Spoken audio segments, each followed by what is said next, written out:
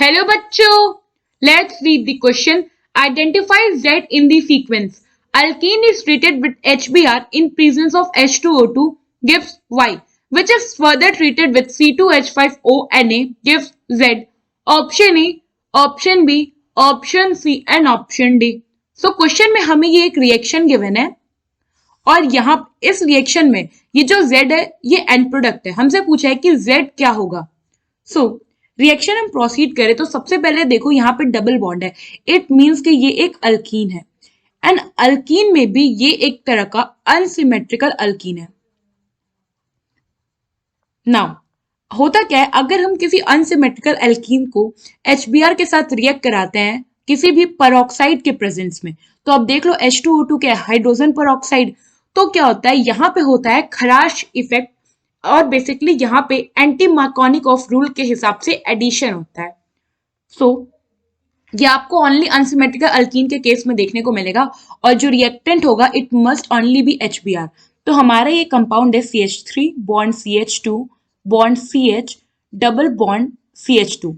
हम इसमें डाल रहे हैं HBr in presence of a peroxide which is H2O2.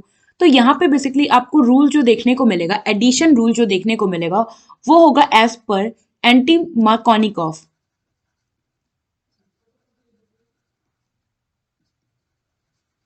Anti Markovnikov rule of addition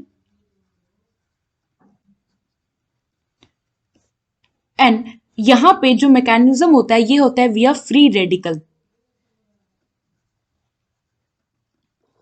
अब होता क्या है, ये जो HBr है ये इसके बीच का एक बॉन्ड टूटेगा और यहाँ पे होगा होमोलाइटिक क्लीवेज, यानी कि इक्वली जो इलेक्ट्रॉन का होगा डिस्ट्रीब्यूशन हो जाएगा. तो एक इलेक्ट्रॉन H लेके निकला, एक इलेक्ट्रॉन Br लेके निकला. अब ये जो Br है ना ये इस कार्बन पे अटैक करेगा.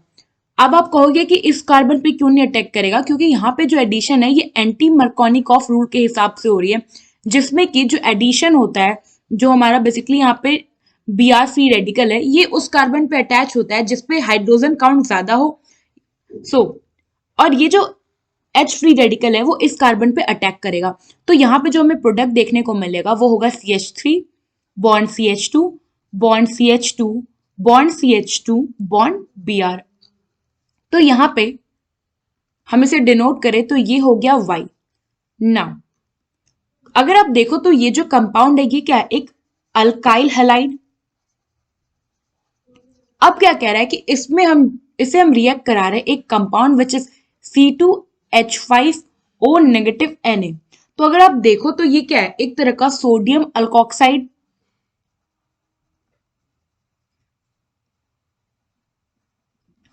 ना होता क्या है कि जब भी हम किसी अल्काइल हैलाइड को सोडियम अल्कोक्साइड के साथ रिएक्ट कराते हैं तो ये जो प्रोसेस होता है इसे हम कहते हैं Williamson ether synthesis. So this process is Williamson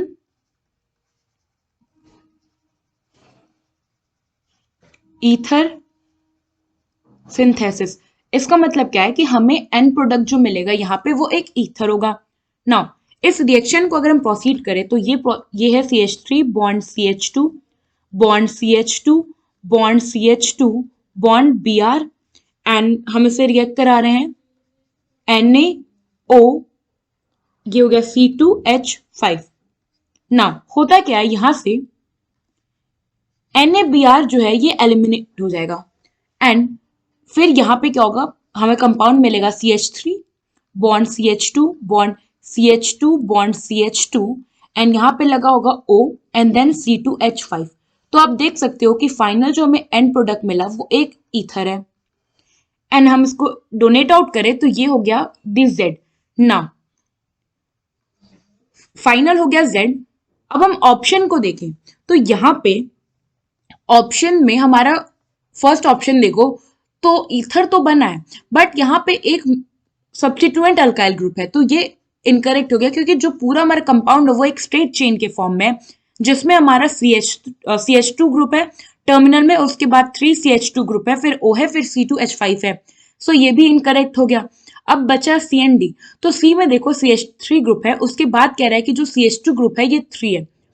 तो ऑप्शन में अगर आप देखो तो जो हमारा यहाँ पे CH3 होगा जो CH3 ग्रुप है इसके बाद यहाँ पे टोटल CH2 ग्रुप कितने हैं, 3, एंड देन है O, देन है C2H5। तो C2H5 को हम कैसे लिख सकते हैं, CH2 bond CH3। So on this basis यहाँ पे ऑप्शन सी जो है ये करेक्ट ऑप्शन है।